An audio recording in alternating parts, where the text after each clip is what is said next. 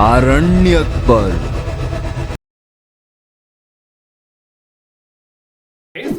Welcome to comic news अड्डा। हालांकि बहुत दिनों के बाद तो एक्सट्रीमली सॉरी, क्योंकि बहुत दिनों से वीडियोस नहीं आ पा रहे हैं, क्योंकि यार अभी इतनी अर्निंग चालू नहीं हो पाई, तो जिसकी वजह से कुछ और भी जॉब करना पड़ती है, जिसकी वजह से समय थोड़ा कम मिलता।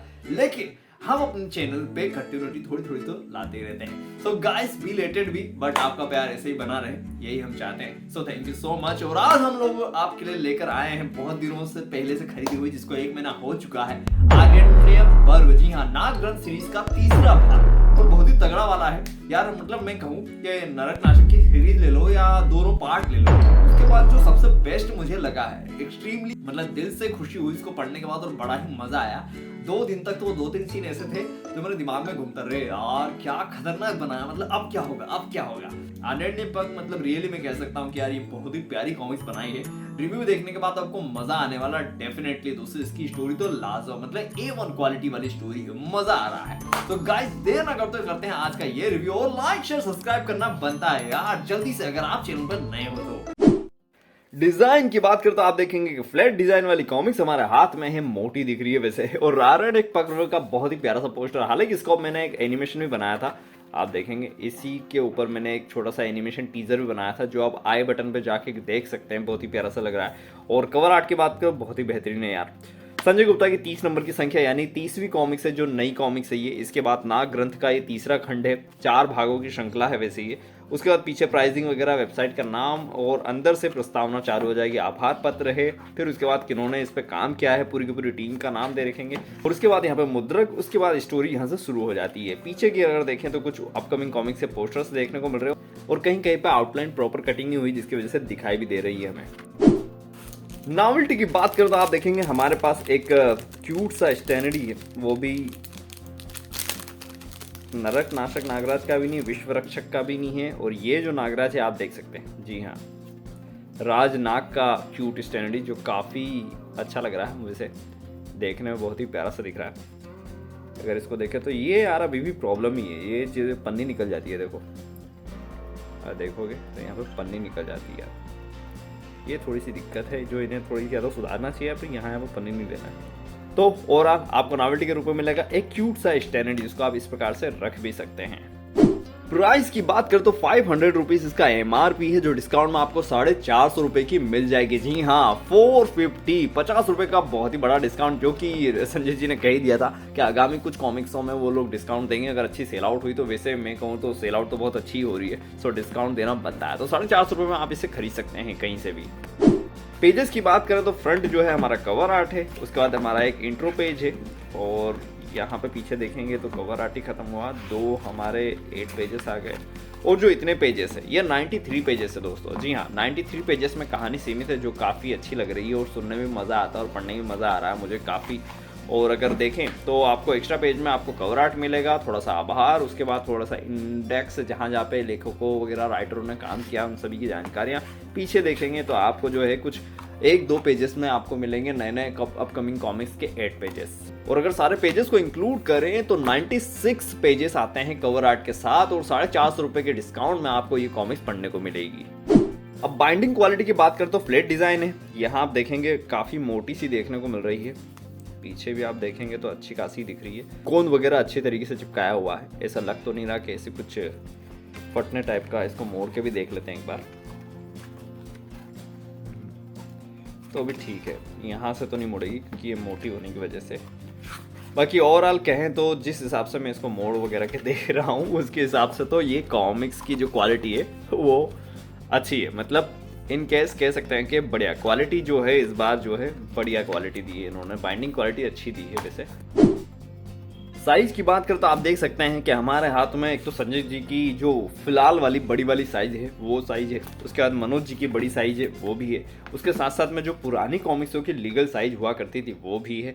और अब देखते हैं किसकी साइज बड़ी, तो आप देखेंगे कि आरण्यक पर्व की जो साइज है यंग मास्टर गोयल कॉमिक्स की उसके बराबर ही दिख रही है, यानी कि आप देखेंगे ये देखिए, तो पुरानी वाली जो साइज होती थी रेगुलर साइज उसी साइज में आपको आरण्यक पर्व पढ़ने को मिलेगी। महानागायण से आपको ये थोड़ी क्या कुछ ज़्यादा ही छोटी मिलेगी महानागायण से।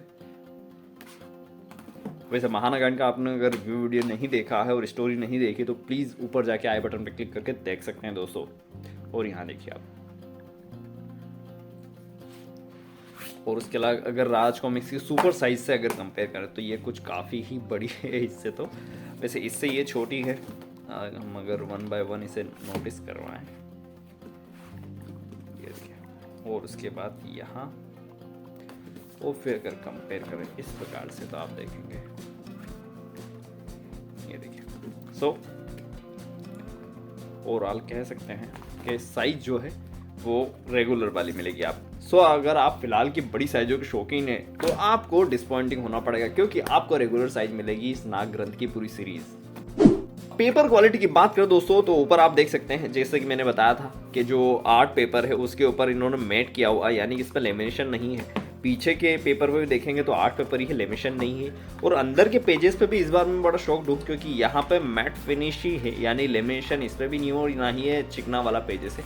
ये जो पेजेस आप देखेंगे ये पूरा का पूरा जो है मैट फिनिश वाला ही पेजेस दिख रहा है। जी हाँ, आर्ट पेपर ही है, ये आर्ट पेपर के ऊपर ही वर्क किया गया है। इसके ऊपर ज़्यादा कोई लेमिनेशन या फिर चिकना वाला पेज नहीं है, जो हालांकि संजय गुप्ता जी अधिकतर यूज़ कर ही रहे हैं अभी फिलहाल तो आर्ट पेपर का यूज़। तो आर्ट पेपर के रूप में आपको ये कॉमिक्स पढ़ने को मिलेगी पूरी की पूरी। ओवरऑल इसमें इस बार कुछ भी लेमिनेशन नहीं है, ना ही यूवी है जैसे कि पिछली कॉमिक्सों में यूवी हुआ कर रहा था, वैसा कुछ भी नहीं देखने को मिलेगा आपको।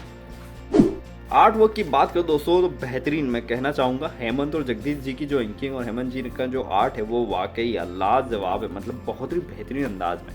कहीं कहीं पे तो बहुत ही प्यारे प्यारे आर्ट्स है, और आप देखेंगे तो ये देखिए कितना शानदार सा एक बहुत ही अद्भुत वाला आर्ट है यार। वैसे इस कॉमिक्स का तो कह सकता हूँ अगर आप कलेक्शन के शौकीन हैं, पुराने कॉमिक्स को जमा करने के शौकीन हैं और कॉमिक्स पढ़ने के भी शौकीन हैं, तो ये कॉमिक्स तो डेफिनेटली आपको खरीदना ही चाहिए। देखिए सीन इतने प्यारे प्यारे बनाए, तो आर्ट वर्क के लिए तो मैं इस बार इस कॉमिक्स को पूरे 5 में से 4.5 अंक देना चाहूँगा। बिल्कुल जी हाँ, बहुत ही बढ़िया यार, आर्ट वर्क सच में वाकई ही लाजवाब है। ये देखेंगे आप, बहुत ही प्यारा सा यार।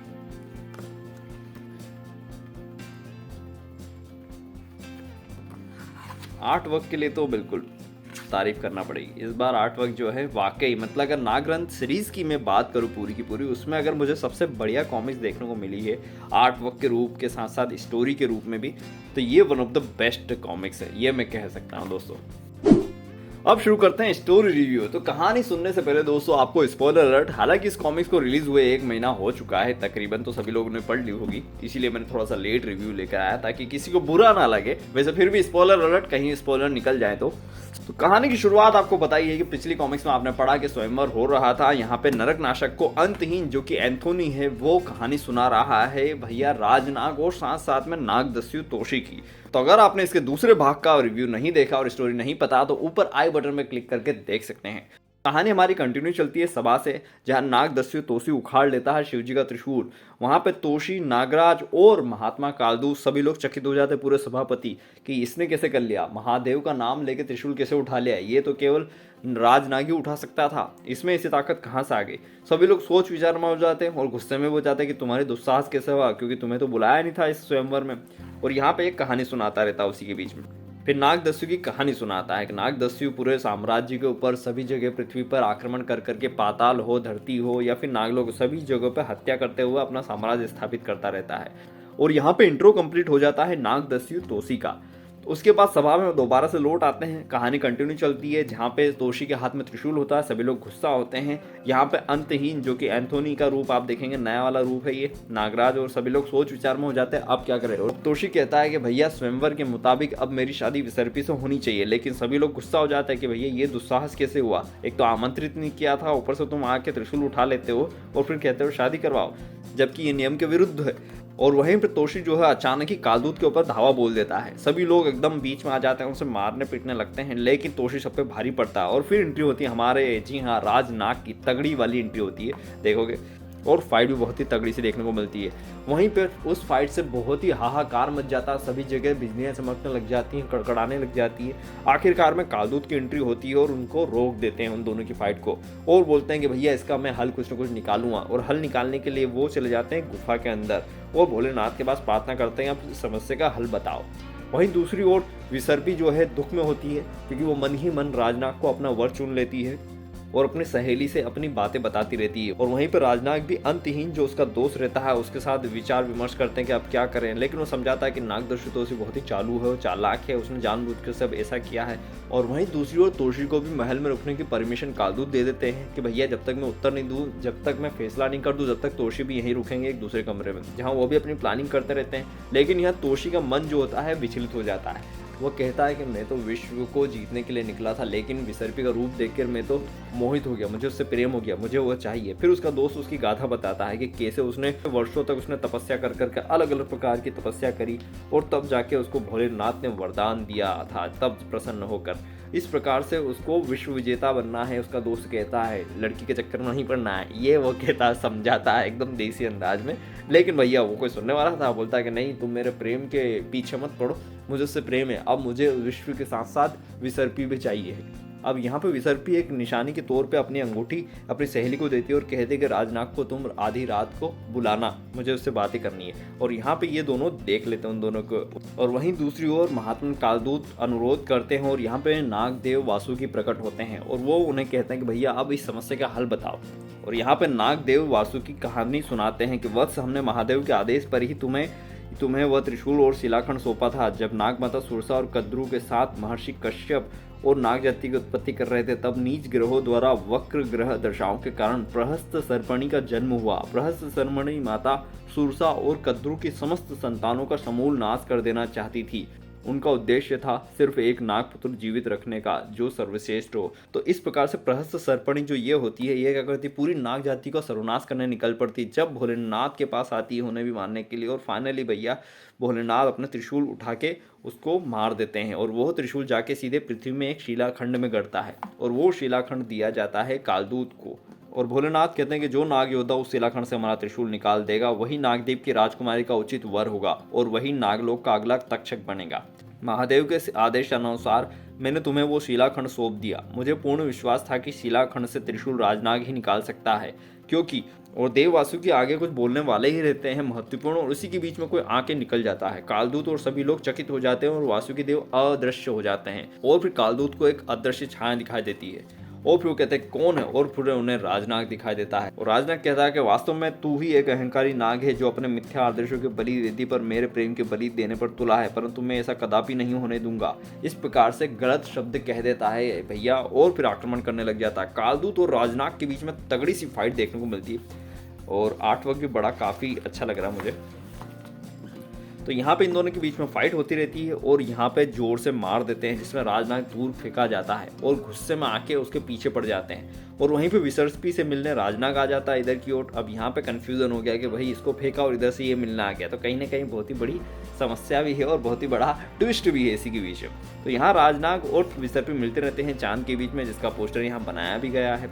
तो प्रेम आलाप करते रहते कि भैया नहीं, मैं मर जाऊंगी, मैं तुमसे शादी करना चाहती हूँ। एक प्रेम बंधन वाला काम चलता रहता और राजनाग विसर्पी को अपना लेता है और गले मिलते ही हैं कि वैसे ही पीछे से आवाज आती है, अरे नीच निराधर्म, तूने सही समय पर अपने कुचित इरादे सामने रख दिए। और जैसे ही सामने देखते हैं एक नया पोस्टर, नहीं महात्मा रुक जाइए, और फाइनली देखने को मिलते हैं भैया महात्मा कालदूत राजनाग के ऊपर हमला कर देते हैं। आप देखेंगे तगड़ी सी फाइट देखने को मिलती है, बहुत ही प्यारे सीन है जहाँ पे स्वर्ग और सभी में त्राहिमाम चलती रहती, क्योंकि राजनाग भी भयानक, इधर भैया कालदूत तो और भयानक, दोनों की अच्छी खासी फाइट चलती रहती है।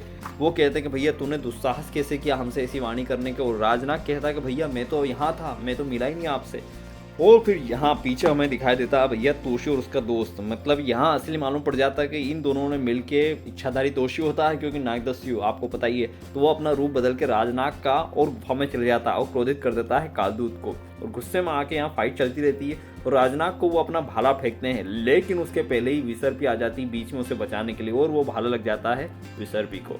और दूसरी ओर यहाँ पे कहानी चलती रहती है, आंसू निकलते रहते हैं किसके, राज नरक नाशक नागराज के। और वो किसे याद करता है आप मुझे कमेंट करके बताना मत भूलिएगा दोस्तों। जी हाँ, इस चेहरे को पहचान लीजिए और बताइए ये किस चेहरे को याद करके अपने आंसू बहा रहा है। और दूसरी ओर हमें एक और नई कहानी देखने को मिलती है जहाँ एक बाप अपने बेटी को बहुत ही प्यारी तरीके से खिला रहा है। और वहीं आगे देखेंगे तो यहाँ पे जो होता है वो बूढ़ा हो गया, उसकी बच्ची जो होती माटी बन जाती है और गुस्से में वो चिल्लाता है, चिंघाड़ता है, नियति मेरी बच्ची। नियति यानी आप समझ ही चुके होंगे कि ये बंदा कौन हो सकता है, कमेंट करके बताना ना भूले।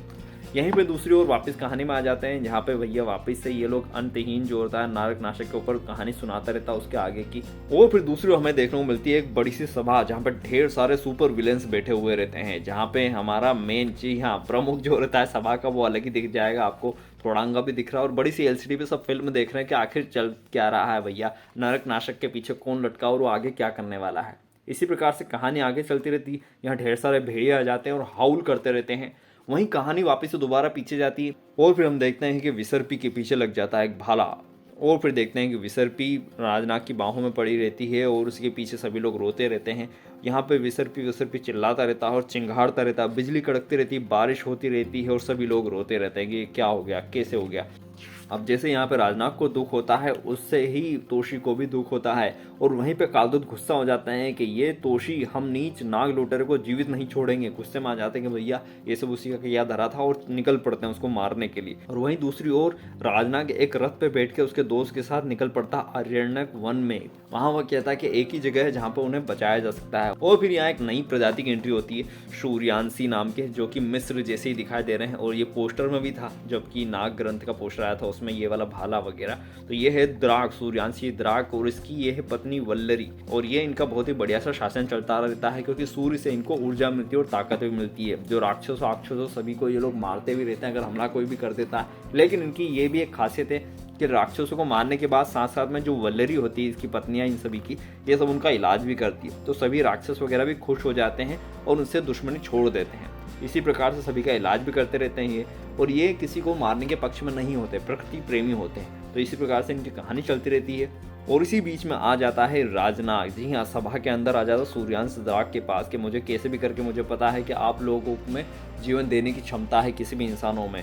तो यहाँ पे ये आ जाता है और भैया अपनी समस्या बताता है, लेकिन जो सूर्यांशी द्राक होता है वो मना कर देता है कि जीवन और मृत्यु हमारे हाथ में नहीं, हम चाहें भी तो जीवन चक्र के विपरीत नहीं जा सकते। तो फिर क्या होता है भैया यहाँ पे वो इमोशनल अत्याचार। तो फिर ठीक है, विसर्पी के बिना मेरा जीवन निरर्थक है, मैं यही अपने प्राणों का त्याग करता हूँ। जैसे वो बोलने लगती है वल्लरी आ जाती है और उसे कह देती है रुक जाओ राजनाग, जीवन पुण्य है। और इसी बीच वल्लरी आ जाती है और कहते हैं रुक जाओ राजनाग, जीवन पूजनीय है, किसी और के प्राण लेना कितना बड़ा अपराध है, उतना ही बड़ा पाप अपने प्राण लेना भी है। स्वामी कुछ तो करिए, एक बार विसर्पी का निरीक्षण कर तो देखिए, शायद कोई आश शेष हो। और फिर भैया वो मान जाता वल्लरी की बात सुन के, प्यार की बात जैसे ही कहते हैं कि भाई प्यार है तो ऐसा वैसा, तो सुन के भैया मान भी जाता है। यहाँ पे भैया उसका इलाज किया जाता है। वो कहता है कि ठीक है मैं कैसे न कैसे करके इसका इलाज कर सकता हूँ, एक क्षण बाकी है केवल बस उसके अंदर। और फिर सबसे पहले तो वो महात्मा कालदूत का धसा हुआ चीर चला निकाल लेता, जो भाला होता है वो निकाल लेता और वो वहाँ से गायब हो जाता जैसे निकलता और जाके सीधे कालदूत के हाथ में आ जाता है। फिर ये गुस्से में आ जाता है कि भैया मतलब चिड़चला आ गया, यानी कि विसर्पी अब मर चुकी है, क्योंकि चिड़चला जो रहता है जब तक अपने दुश्मन को मार नहीं दे तब तक वहाँ से गायब नहीं होता। तो जैसे यहाँ से गायब हुआ उससे लगा कि भैया अब मर चुका, तो ये और गुस्से में आ जाता, त्राहिमाम करने लग जाते हैं कालदूत के गुस्से से सभी लोग। और दूसरी ओर आखिरकार में विसर्पी जीवित हो जाती है जब सूर्यांश द्राक जो रहता है राजनाग की थोड़ी सी ऊर्जा रहती है विसर्पी के अंदर डाल देता है, जिससे विसर्पी जीवित हो जाती है। सभी लोग खुश हो जाते हैं और वो कहता है कि मैं वचन देता हूँ कि जब भी आपको ज़रूरत पड़ेगी मैं आपका ऋण चुकाने के लिए अवश्य आऊँगा। और ऐसा कह के वो निकल जाता है। और यहाँ पे दोबारा से जब सभी लोग आते हैं, सब तालियां बजाते रहते हैं, विसर्पी का स्वागत करते रहते हैं। महात्मा कालदूत भी रोते रोते कहते हैं कि ठीक है यार कैसे आ गई, ये सब पूछते हैं, इनकी वार्तालाप होती रहती है और सभी खुशी खुशी रहते हैं।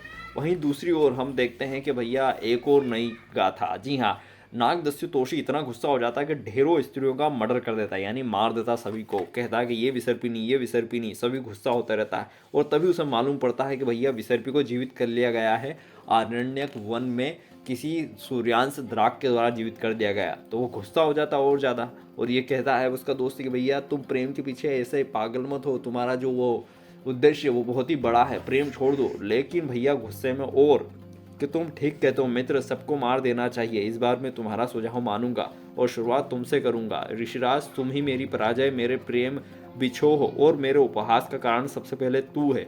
तू मर। तो लो भैया, प्रेम के चक्कर में उसने अपने दोस्त को मार डालता है। ये इस प्रकार से मार देता है उसे। और फिर उसका दोस्त मरते मरते कहता है, जिस प्रेम के लिए तूने मुझसे मित्रघात किया वह तुझसे इस जन्म में तो क्या, अगले 7 जन्मों में भी नहीं मिलेगा। तेरा प्रेम सदैव तेरी मृत्यु का कारण बनेगा।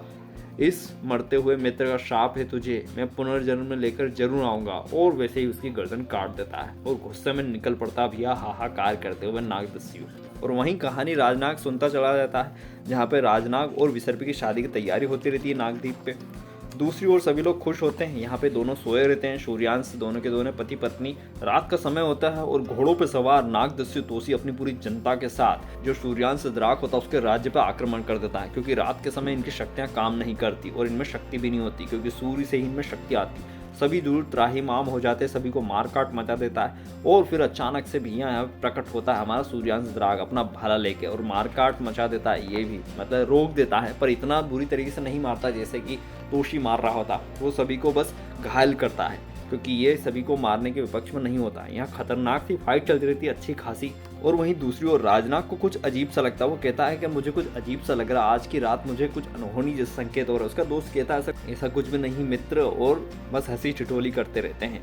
और फिर दूसरी ओर जहाँ पे खतरनाक सी फाइट लड़ाई चलती रहती है, वहाँ देखते हैं कि भैया खूब मारकाट मचा के नागदस्यु तोसी जो रहता है कुछ ऐसी विधियों का प्रयोग करके वल्लरी और साथ में द्रांक को मार देता है। दोनों की दोनों स्थिर हो जाती है, यानी कि दोनों को लकवा मार जाता है। दोनों के हाथ पैर काम नहीं करते रहते। और यहाँ पे बहुत ही विस्मय और बहुत ही भव्य और कह सकते हैं बहुत ही दुख भरा सीन है यार। ये वाला सच में बहुत ही भयानक वाला सीन था। मतलब इतना क्रूरता वाला बताया है ना, कसम से मानना पड़ेगा खतरू। मतलब पढ़ने में मेरे को बड़ा शौक लगा यार। यहाँ पे देखोगे सीन कितना खतरनाक है। हाँ भैया ये नहीं कह रहा, नहीं तुझे भी तो पता चलना चाहिए कि अपने प्यार को खोने का दर्द क्या होता है। तेरी पत्नी भी अप्रीम सौंदर्य की देवी है, बता क्या करूँ इसके साथ। फिर द्रांग कहता दूर हट उससे नीच, बहुत बुरी मौत मारूंगा तुझे। फिर ये उसे पकड़ के कहता है कैसे, तू तो किसी की जान नहीं लेता ना। अब बात जब अपनी पत्नी पर आ गए तो प्रकृति जीवन चक्र सारे नियम कानून लहसुन चटनी बन गए। अरे विसर्पी मर रही थी तो उसे मरने देता, मैं उसके प्रेम वियोग में शोक में जीवन व्यतीत कर लेता, लेकिन तूने तो उसे मेरे शत्रु का जीवन दे दिया। अब उसका जीवन मुझे मेरी पराजय और मान भंग की अनुभूति जीवन पर्यंत कराएगा।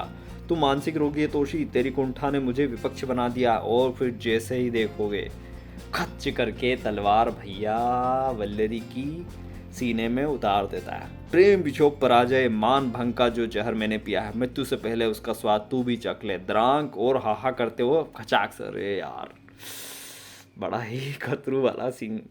वल्लरी यहाँ चिल्लाता, मुझे ना मतलब फिल्मी अंदाज याद आ गया यार, कसम से यार। ये कॉमिक्स आई लव इट।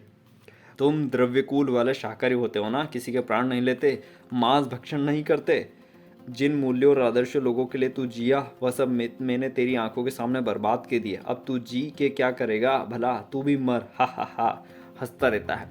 कोई है मेरी वल्लरी को बचा लो, कहाँ हो सूर्यदेव, हे माता प्रकृति। वो माता प्रकृति और सूर्यदेव को बोलता है कि भैया कैसे भी करके अपनी पत्नी को बचा लो मेरी। लेकिन भैया आप देखो और खतरनाक दृश्य, ले मरने से पहले अपनी पत्नी के लहू का स्वाद चख कर बता कैसा लगा, बोलना मीठा है। हा करते उसकी जुबान पे लहू चखा देता है और उसे भी मार देता है। और फिर यहाँ चिढ़ाड़ता है, हा यह प्रेम बहुत बुरी चीज है, देख मरते मरते तुझे भी विपक्षित बना दिया। हा हे परमेश्वर कोई तो सुनो, बचा लो मेरी वल्लरी को। वो कहता रहता है, चिल्लाता रहता है। और वहाँ से सभी लोग चले जाते हैं उसे मार कर के। वहीं पर अचानक ही ढेर सारे चमदागढ़ भेड़िया आ जाते हैं और यहाँ पे प्रकट होता है वही वाला इंसान। जी हाँ, इसे देख के समझे होंगे कौन होगा ये। और फिर वह द्राग को उठा के कहता है कि मैं तुम्हें जीवन दान दे सकता हूँ, तुम्हें अजर अमर बना सकता हूँ। तो वह कहता है कि नहीं, वल्लरी के बिना दुनिया भर की शक्ति और अनंत जीवन भला किस काम का। तो वह कहता है कि ओ द्राग, अब तुम मुझे निराश कर रहे हो, जरा देखो अपनी वल्लरी को इच्छाधारी नागों ने कैसे निर्मम हत्या की है, इसकी और तुम्हारी प्रजा की। क्या तुम इन्हें यूं ही जाने दोगे? नहीं, कदापि नहीं। मैंने इच्छाधारी नागों के नायक को उसका खोया प्यार लौटाया, मुझे बदले में क्या मिला?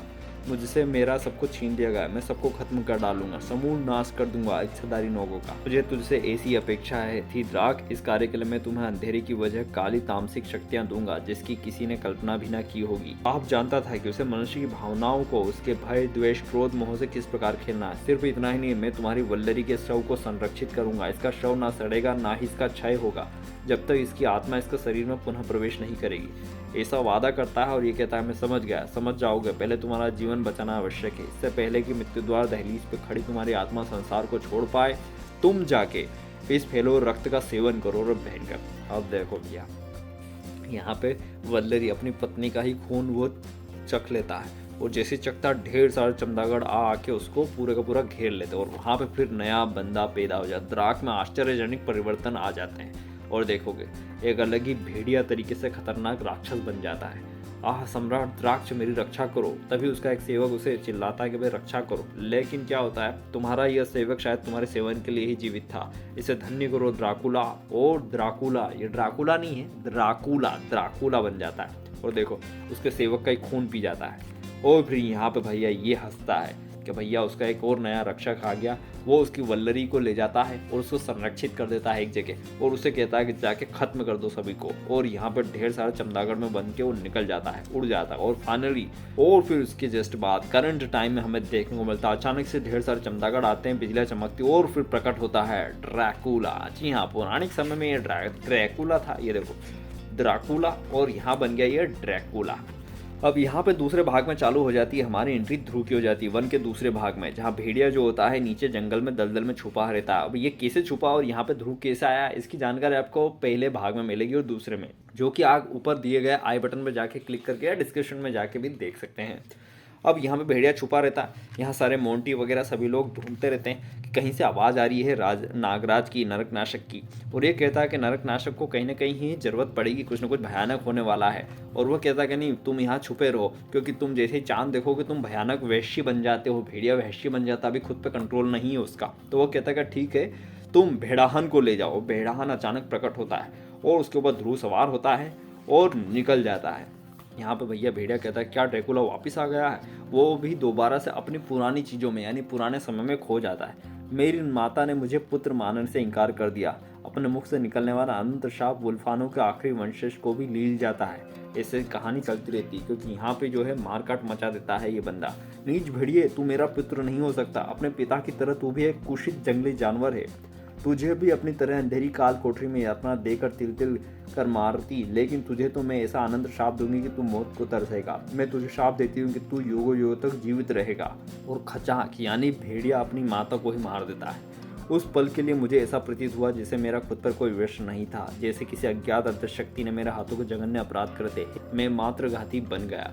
और इस प्रकार से भेड़िया यानी भेड़िया को कंट्रोल कर रहा था, जिसकी वजह से उसने अपनी माँ को ही मार दिया और लोगों को ही मार दिया। और इस प्रकार भेड़िया अनंत समय से अलग अलग रूपों में जीवित रहा, कई पुराने सालों में, नई नई सदियों में, नए नए युगों में, नए नए लोगों के साथ। फिर एक पुरानी यानी बहुत ही ठंडक जगह पे जाके पहाड़ी के ऊपर बस गया, ताकि उसके हाथों से किसी भी निर्दोष इंसानों की हत्या ना हो सके, क्योंकि जब भी चांद निकलता वो अपने आप का आपा खो देता था। और इस प्रकार से वो देखता है कि अचानक ही जहाँ वो रहता है उसके नीचे कुछ दरिंदे रहते हैं, आम लोगों को खून के प्यासे बन के उनका खून चूसते रहते हैं। वहाँ पर अचानक भेड़िया आ जाता है और उनको मारकाट मचाने लग जाता है, और वो फिर अपनी भेड़िया फौज को बुला लेता है। वो भी एकदम इस बार थोड़ी सी ना नए प्रकार से बना दी। भेड़िया नीचे से नहीं आते, ऊपर से एकदम एक द्वार खुलता है डॉक्टर स्ट्रेंज जैसा, और वहाँ से निकल के आ रहे हैं भेड़िया शक्ति से। तो यहाँ हम देखेंगे भेड़िया और आदमखोर लोगों से अच्छी खासी खतरनाक फाइट चलती रहती है। और फिर यहाँ पे एंट्री होती है ड्रैकुला की। जी हाँ, ड्रैकुला की बहुत ही पुरानी मतलब यहाँ पे दोस्ती दुश्मनी चल रही है भेड़िया की। तो यहाँ पे यह अच्छी खासी इनकी फाइट चलती रहती है खूब सारी, जो अलग अलग देशों में। यहाँ पे से तो ड्रैकुला चले जाता है, गायब हो जाता है, भाग जाता है, लेकिन अलग अलग रूपों में ड्रैकुला और उनके जैसे लोगों को भेड़िया हर रूपों में हर अलग अलग जगहों पे मारते आता रहता है, और करंट टाइम में आ जाता है। और करंट टाइप में आपने देखा ही है कि इस बार वो किस प्रकार से इस रूप में आके मार रहा था। अलग अलग मतलब एक प्रकार से एक पिशाच हंटर कह सकते हैं, या फिर वैम्पायर हंटर का काम कर रहा है फिलहाल तो भेड़िया इस कॉमिक्स में। और इस प्रकार से कहानी दोबारा करंट यानी कि नरकनाशक के पास आ जाती है, जहाँ पर ड्रैकुला उसके सामने आ चुका है, और ड्रैकुला और नरकनाशक की अच्छी खासी फाइट होती रहती है। और ये कहता है कि भैया जैसे ही अंत ही नीचे गिरा दोबारा से चले जाएगा, और तुम्हें बढ़ते ही रहना, कुछ भी करके रुकना नहीं है नरकनाशक को, ये शर्त होती है। तो भैया ये जाते जाते भी लड़ाई करता रहता है, अच्छी खासी दोनों के बीच में फाइट की शुरुआत होती ही है। सारे के सारे भेड़िए उसके ऊपर जो होते ही हैं पड़ते ही रहते हैं कि अचानक सारे गल जाते हैं, क्योंकि नरकनाशक यानी नागराज का खून जो रहता है खतरनाक रहता है, सभी लोग गल जाते हैं, उसकी विष पुकार से सभी लोग गलने लग जाते हैं। और तभी एंट्री होती है फटाक से एक बड़े से भेड़िए के ऊपर बैठे हुए ध्रुव की। हेलो नागराज, मुझे लगता है कि मैंने बिल्कुल सही टाइम पर एंट्री ली है। अब यह भेड़िए पर सवार बच्चा कहाँ से आ गया, ड्रैकुला कहता है। और उसी के बाद में दोनों के दोनों हाथ मिलाते हैं, सारे के सारे भेड़िए गायब हो जाते, धीरे धीरे तितर बितर हो जाते हैं। और उसका ड्रैकुला अपनी तामसिक शक्तियां जागृत कर रहा है। ड्रैकुला जो रहती है अपनी शक्तियां जागृत करने लग जाता है। तामसिक शक्तियां मतलब मुर्दों उर्दों को जगाना गाना काम चलता रहता है, तो सभी जगहों से मुर्दे जागने लग जाते हैं। यह जनता के पीछे शुरुआत होती रहती है कि दूसरी ओर तामसिक शक्तियां अपने चरम पर होगी, जो तामसिक शक्तियां अज्ञात आयों में फंसी हुई थी। और दूसरी ओर सूर्य की शक्ति धूमिल पड़ जाएगी। संसार के जिन हिस्सों में भी अभी दिन है वहां भी रात्रि का अंधकार छा जाएगा। और इस प्रकार से भैया दूसरी जगह भी तामसिक शक्तियां अपने चरम पर होंगी। और जो तामसिक शक्तियां अज्ञात आयामों में फंसी हुई है, यानी अलग अलग आयामों में भी तामसिक शक्तियां हैं, वो सारी जागृत हो जाएंगी। और भयंकर सीन तो बड़ा खतरनाक बनाया देखो, मतलब अलग अलग मिस से इस तरह से भी कुछ गुंडे उंडे जागृत हो गए। और यहाँ पे देखोगे तो अलग अलग बुसान, कोरिया, हाँ यहाँ पे तो होती है, कोरिया, रियो डी जेनेरियो, नई दिल्ली, भारत, और सभी जगह पे अलग अलग प्रकार से भैया सभी लोग पैदा होते जा रहे हैं, यानी मुर्दे उर्दे जागृत होते जा रहे हैं। और एक नई कहानी। सवाल यह है कि हम किस किस को रोकेंगे, हमें और रक्षकों की आवश्यकता है। यहाँ पे ये बंदा कौन है आप हमें कमेंट करके बताना ना भूलिएगा। और फिर ये देखोगे ओहो हो क्या बात है, लेकिन और रक्षक आएंगे कहाँ से। यहाँ देखोगे कि भैया अच्छा ये तो समझिएगा परमाणु छल्ला, रोबोट, फिर यहाँ पे कोई मशीनी दिमाग, और यहाँ पे हाथ पैर नहीं है बंदे के, यहाँ देखो हाथ भी आधे हैं और परमाणु के छल्ले लगे हुए हैं, परमाणु की ड्रेस है यहाँ पे और परमाणु बना हुआ है। अब कह नहीं सकते कि इसका क्या है, आप मुझे कमेंट कर बताना ना भूलने कि आखिर इसका क्या मतलब होगा। उसी के बाद यहाँ कहानी हो जाती है, विराम दी जाती है, यानी कहानी यहाँ पे खत्म हो जाती है। और इसके बाद ये कहानी यहाँ पे खत्म हो जाती है। अगला पार्ट आएगा हलाहल पर्व। हलाहल पर्व दोस्तों लास्ट सेकंड पार्ट है। इसके बाद एक पार्ट और आएगा विराट पर्व, उसके बाद कहानी खत्म हो जाएगी। तो नेक्स्ट पार्ट की बात करें तो दोस्तों हलाहल पर्व आपको पढ़ने को मिलेगा। बहुत ही प्यारा सा पोस्टर के अंदाज से तो बहुत ही मजेदार देखने को मिल रहा है। नागराज एकदम विष पुकार कर रहा है, वो सर राक्षस दिख रहे हैं, भोलेनाथ है जो विष पी रहे हैं भैया। खतरनाक वाला पार्ट। हाँ तो सुपर आदमी, अब बात करते हैं रिव्यू स्टार की। रिव्यू की बात करें तो कहानी दमदार है, आर्ट वर्क शानदार है, मजेदार है। शुरुआत की बात करें तो बहुत ही ऐसे ग्रिप करके पकड़ती है, बीच में भी ग्रिप करके पकड़ती है, लास्ट में थोड़ा सा स्लोली कर लेती है गाड़ी। सो इसकी वजह से हम लोग 5 में से 4.5 देंगे। जी हाँ, 4.5 स्टार देना चाहेंगे हम इस कहानी को दोस्तों। ये वाली कॉमिक वाकई लाजवाब है, मजा आ गया। वैसे तो कॉमिक सट्टा की ओर से इसे मिलते हैं 4.5 स्टार।